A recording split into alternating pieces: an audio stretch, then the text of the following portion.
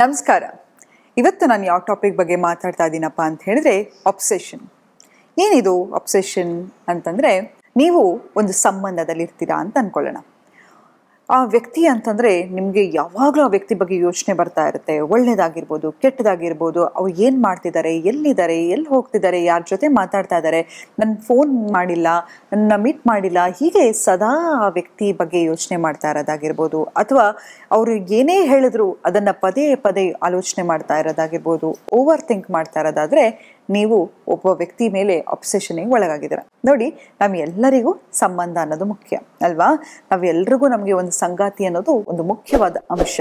ಆದರೆ ನಾವು ಒಂದು ರಿಲೇಷನ್ಶಿಪ್ಗೆ ಯಾಕೆ ಹೋಗ್ತೀವಿ? ನಾವು ಆಲ್ರೆಡಿ ನಮ್ಮ ಲೈಫಲ್ಲಿ ಖುಷಿಯಾಗಿರ್ತೀವಿ. ಇನ್ನೊಬ್ರು ವ್ಯಕ್ತಿ ನಮ್ಮ ಜೀವನದಲ್ಲಿ ಬರ್ತಾ ಇದ್ದಾರೆ ಅಂತ ಹೇಳಿದ್ರೆ ಅವರು ಸಂತೋಷವನ್ನು ತರಬೇಕು, ನಾವು ಅವರಿಗೆ ಸಂತೋಷವನ್ನು ಕೊಡಬೇಕು. ಆದರೆ ಈ ರಿಲೇಷನ್ಶಿಪ್ಪಿಂದ ಅವ್ರು ಎಲ್ಲಿ ಹೋಗ್ತಿದ್ದಾರೆ, ಏನು ಮಾಡ್ತಿದ್ದಾರೆ, ಅವ್ರು ಯಾರ ಜೊತೆ ಮಾತಾಡ್ತಿದ್ದಾರೆ, ಯಾರಿಗೆ ಮೆಸೇಜ್ ಮಾಡ್ತಿದ್ದಾರೆ, ಕಾಲ್ ಮಾಡ್ತಿದ್ದಾರೆ, ಯಾರನ್ನ ಮೀಟ್ ಮಾಡ್ತಿದ್ದಾರೆ, ಹೀಗೆ ಪ್ರತಿ ಸತಿ ಹೋಗೋದು, ಅವ್ರ ಇನ್ಸ್ಟಾಗ್ರಾಮ್ ನೋಡೋದು, ಫೇಸ್ಬುಕ್ ನೋಡೋದು, ಅಥವಾ ಪದೇ ಪದೇ ಆ ವ್ಯಕ್ತಿ ಬಗ್ಗೆ ಯೋಚನೆ ಮಾಡ್ತಾ ಇದ್ರೆ ನಮಗೆ ಆ ವ್ಯಕ್ತಿ ಮೇಲೆ ಅಬ್ಸೆಷನ್ ಇದೆ ಅಂತ. ಇದೇನೋ ಒಂದು ಡಿಸಾರ್ಡರಾ ಅಂತಲ್ಲ, ಆದರೆ ಇದನ್ನು ಕಂಟ್ರೋಲ್ ಮಾಡದೇ ಇದ್ದರೆ ಖಂಡಿತವಾಗ್ಲೂ ಅದು ಒಂದು ಡಿಸಾರ್ಡರ್ ಆಗೇ ಆಗತ್ತೆ. ಅದನ್ನು ಹೇಗೆ ಕಂಟ್ರೋಲ್ ಮಾಡೋದು? ಒಬ್ಬ ವ್ಯಕ್ತಿ ಬಗ್ಗೆ ನೆನೆಸ್ಕೋತಾ ಇದ್ದೀವಿ, ಪ್ರೀತಿ ಮಾಡ್ತಿದ್ದೀವಿ ಅಂದರೆ ತಪ್ಪ?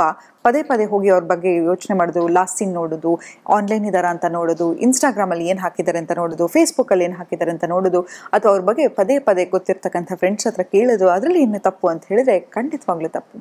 ನೋಡಿ, ಇದು ಯಾಕೆ ಬರುತ್ತೆ ಅಬ್ಸೆಷನ್ ಅಂತ ಹೇಳಿದರೆ ಲ್ಯಾಕ್ ಆಫ್ ಸೆಲ್ಫ್ ಡಿಸಿಪ್ಲಿನಿಂದ ಒಂದು. ಇನ್ನೊಂದು, ನಮ್ಮ ಮೇಲೆ ನಮಗೆ ನಂಬಿಕೆ ಇಲ್ಲ. ಯಾವಾಗ ನೋಡಿ, ಯಾವತ್ತೂ ತಿಳ್ಕೊಳ್ಳಿ, ನಿಮ್ಮ ಹತ್ರ ಏನು ಇರಲ್ವೋ ಅದನ್ನು ಬೇರೆ ವ್ಯಕ್ತಿ ಹತ್ರ ಇಷ್ಟಪಡ್ತಾ ಹೋಗ್ತೀರಾ. ನೋಡಿ, ಒಂದು ವ್ಯಕ್ತಿ ಹತ್ರ ಹೋಗ್ಬಿಟ್ಟು ನನಗೆ ಪ್ರೀತಿ ಕೊಡು ಅಂತ ನಾವು ಯಾಕೆ ಕೇಳ್ತೀವಿಯಪ್ಪ ಅಂತ ಹೇಳಿದರೆ ನಮ್ಮ ಮೇಲೆ ನಮಗೆ ಪ್ರೀತಿ ಇರಲ್ಲ. ಹಾಗಾಗಿ ನಾವು ಇನ್ನೊಬ್ಬರ ಹತ್ರ ಬೇಡ್ತಾ ಹೋಗ್ತೀವಿ ಅಲ್ವಾ? ನಮ್ಗೆ ಯಾವಾಗ ನಮ್ಮ ಮೇಲೆ ಪ್ರೀತಿ ಇರುತ್ತೋ ನಾವು ಅವರನ್ನು ಕೇಳ್ತಾ ಹೋಗ್ತೀವ? ಇಲ್ಲ. ಸೊ ಹಾಗಾಗಿ ನೀವು ಒಂದು ಅರ್ಥ ಮಾಡ್ಕೊಳ್ಳಿ, ನಿಮ್ಮಲ್ಲಿ ಏನಿರಲ್ವೋ ಆ ವ್ಯಕ್ತಿಯಲ್ಲಿ ಇದೆ ಅಂತ ಹೇಳಿ ನೀವು ಆದಷ್ಟು ಆ ವ್ಯಕ್ತಿ ಮೇಲೆ ಕಾಳಜಿ ತಗೊಳ್ತಾ ಹೋಗ್ತೀರಾ. ಎಕ್ಸಾಂಪಲ್, ಆ ವ್ಯಕ್ತಿ ತುಂಬ ಫಿಟ್ ಆಗಿದ್ದಾನೆ ಅಂತ ತಿಳ್ಕೊಳ್ಳೋಣ. ಯಾಕೆ ನನಗೆ ಆ ವ್ಯಕ್ತಿ ಬಗ್ಗೆ, ಆ ಫಿಸಿಕ್ ಬಗ್ಗೆ ಇಷ್ಟ ಅಂತ ಹೇಳಿದ್ರೆ ನನ್ನಲ್ಲಿರ್ತಕ್ಕಂಥ ಫಿಟ್ನೆಸ್ ಬಗ್ಗೆ ನನಗೆ ಕಾಳಜಿ ಇಲ್ಲ. ಮತ್ತು ಅವ್ರ ಹತ್ರ ಏನೋ ಒಂದಿರುತ್ತೆ, ನಿಮ್ಮ ಹತ್ರ ಇರಲ್ಲ. ಅಥವಾ ಅವರು ತುಂಬ ಚಾರ್ಮಿಂಗ್ ಆಗಿರ್ತಾರೆ, ಎಲ್ಲಿ ಹೋದರೂ ಜನ ಅವರನ್ನು ಅಟ್ರಾಕ್ಟ್ ಆಗ್ತಾ ಇರ್ತಾರೆ, ಅವ್ರಿಗೆ ಇಷ್ಟು ಜನ ಫಾಲೋವರ್ಸ್ ಇರ್ತಾರೆ, ಅಥವಾ ಮತ್ತೊಂದು ಮಗದೊಂದು ಇದ್ದರೆ ನಿಮ್ಮನ್ನು ನೀವು ಆ ಇಂಪ್ರೂವ್ಮೆಂಟನ್ನು ಮಾಡ್ಕೊಳ್ಳೋದ್ರ ಮೇಲೆ ಫೋಕಸ್ ಮಾಡಿ.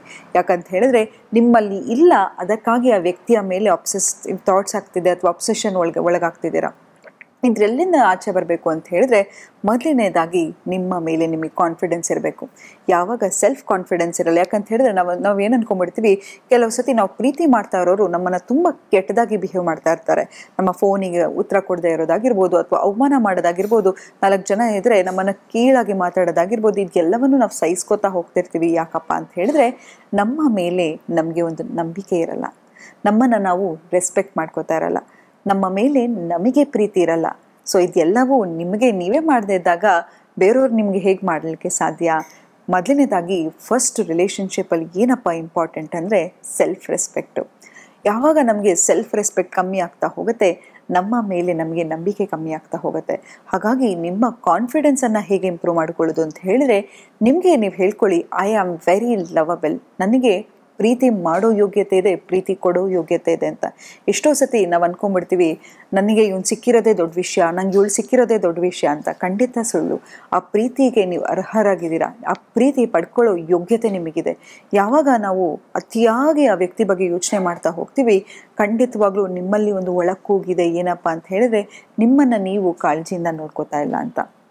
ಹಾಗಾಗಿ ಮೊದಲನೇದಾಗಿ ನಿಮ್ಮನ್ನು ನೀವು ಪ್ರೀತಿಸ್ಕೊಳ್ಳೋದು ಕಲ್ತ್ಕೊಳ್ಳಿ, ನಿಮ್ಮನ್ನು ನೀವು ರೆಸ್ಪೆಕ್ಟ್ ಮಾಡೋದನ್ನು ಕಲ್ತ್ಕೊಳ್ಳಿ, ನಿಮ್ಮ ಮೇಲೆ ನಿಮಗೆ ಕಾನ್ಫಿಡೆನ್ಸನ್ನು ತುಂಬಿಕೊಳ್ಳಿ, ನಿಮ್ಮ ಮೇಲೆ ಸೆಲ್ಫ್ ಎಸ್ಟೀಮನ್ನು ತುಂಬಿಕೊಳ್ಳಿ. ಎಲ್ಲವ ಅಟೆನ್ಷನನ್ನು ನಿಮ್ಮ ಕೆರಿಯರ್ ಮೇಲೆ ಹಾಕೋದಾಗಿರ್ಬೋದು, ನನ್ನ ಸೆಲ್ಫ್ ಗ್ರೋತ್ ಮೇಲೆ, ಸೆಲ್ಫ್ ಡೆವಲಪ್ಮೆಂಟ್ ಮೇಲೆ ಹಾಕೋದು ಕಲ್ತ್ಕೊಳ್ಳಿ. ಒಂದು ವ್ಯಾಯಾಮ ಆಗಿರ್ಬೋದು, ಅಥವಾ ಯೋಗ ಮಾಡೋದಾಗಿರ್ಬೋದು, ವಾಕಿಂಗ್ ಹೋಗೋದಾಗಿರ್ಬೋದು, ನಿಮ್ಮ ಈ ಎಲ್ಲ ಆಲೋಚನೆ ಪ್ರತಿ ಸತಿ ಆ ವ್ಯಕ್ತಿ ಬಗ್ಗೆ ನಿಮಗೆ ಆಲೋಚನೆ ಬಂದ ತಕ್ಷಣವೇ ಒಂದು ವಾಕ್ ಹೋಗೋದಾಗಿರ್ಬೋದು, ಒಂದು ವರ್ಕೌಟ್ ಮಾಡೋದಾಗಿರ್ಬೋದು, ಒಂದು ಹಾಡು ಕೇಳೋದಾಗಿರ್ಬೋದು, ಮಾಡ್ಬೋದು, ಏನನ್ನ ಮಾಡಲಿಕ್ಕೆ ಡಿಸ್ಟ್ರಾಕ್ಷನ್ ಮಾಡಲಿಕ್ಕೆ ಸಾಧ್ಯನೋ ಅದನ್ನು ಮಾಡಿ.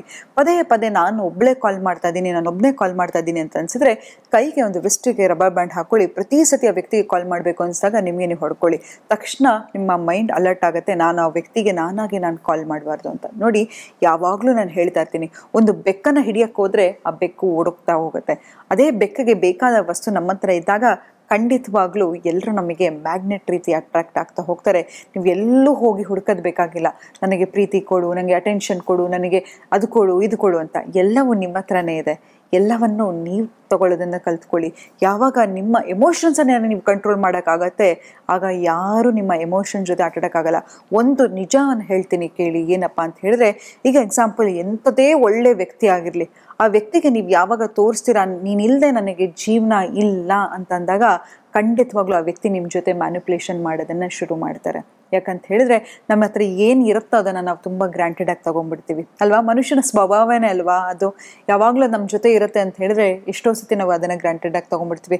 ಎಕ್ಸಾಂಪಲ್, ನಿಮ್ಮ ಅಮ್ಮನೋ ಅಪ್ಪನೋ ಕಾಲ್ ಮಾಡ್ತಾ ಇದ್ದಾರೆ, ಯಾವಾಗಲೂ ಕಾಲ್ ಮಾಡ್ತಾರಲ್ಲ ಬಿಡಪ್ಪ ಅಂತ ಹೇಳ್ಬಿಟ್ಟು ಆಮೇಲೆ ಮಾತಾಡಿದ್ರೆ ಆಯಿತು ಅಂತ ಇರ್ತೀರ ಅಲ್ವಾ. ಹಾಗಾಗಿ ಕೆಲವು ವಿಷಯಗಳನ್ನು ನಾವು ತುಂಬ ಗ್ರಾಂಟೆಡ್ ಆಗಿ ತೊಗೊಂಡ್ಬಿಡ್ತೀವಿ. ಮನುಷ್ಯನ ಸ್ವಾಭಾವಿಕನೇ ಅದು. ಹಾಗಾಗಿ ಯಾರಿಗೇ ಆಗಿರಲಿ, ನೀವು ಅವರನ್ನು ಪ್ರೀತಿ ಮಾಡ್ತಾ ಇದ್ದೀರಾ ಅಂತ ಹೇಳಿದ್ರೆ ಅತಿಯಾಗಿ ಎಕ್ಸ್ಪ್ರೆಸ್ ಮಾಡ್ಲಿಕ್ಕೆ ಹೋಗ್ಬೇಡಿ. ಹೇಳ್ತಾರಲ್ವಾ, ಅತಿ ಆದರೆ ಅಮೃತನು ವಿಷ ಅಂತ ಹೇಳ್ತಾ ಇವತ್ತಿನ ಸಂಚಿಕೆಯನ್ನು ನಾನು ಮುಕ್ತಾಯಗೊಳಿಸ್ತಿದ್ದೀನಿ. ಧನ್ಯವಾದಗಳು.